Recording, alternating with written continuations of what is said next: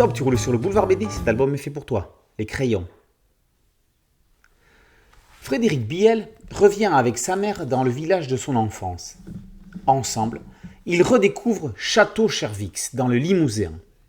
Après 2 bières au café de la Tour, le bar supérette relais postal, ils arpentent les rues du village, appareil photographique en main.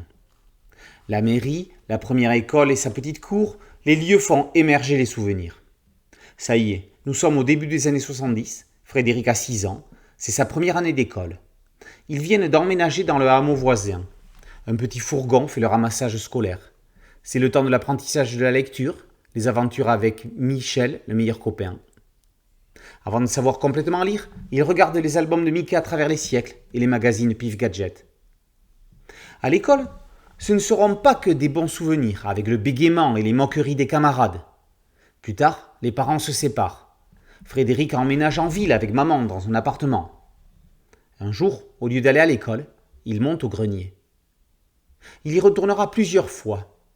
Il y retrouvera une petite fille, quelques années de moins que lui, à qui il fera des dessins, le bateau d'Ulysse et autres extraits du livre d'Homère qui le passionnent. Il va lui offrir une boîte de crayons de couleur.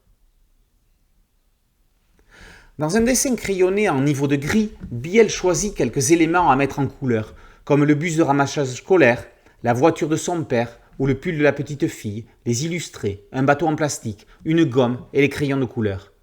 On comprend au fil de l'histoire que c'est tout ce qui a pour lui valeur d'émotion, en rapport avec des blessures ou ce qui a aidé à une certaine résilience.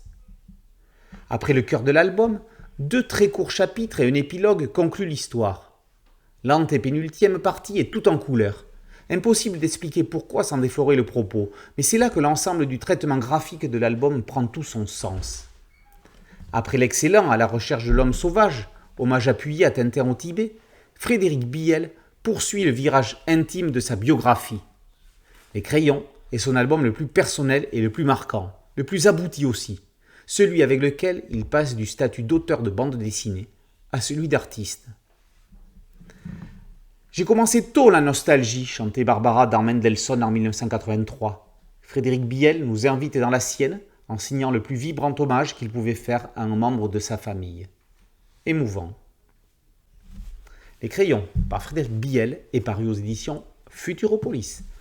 Boulevard BD, c'est un podcast audio, un site dédié et une chaîne YouTube. Merci de liker, de partager et de vous abonner. A très bientôt sur Boulevard BD. Ciao.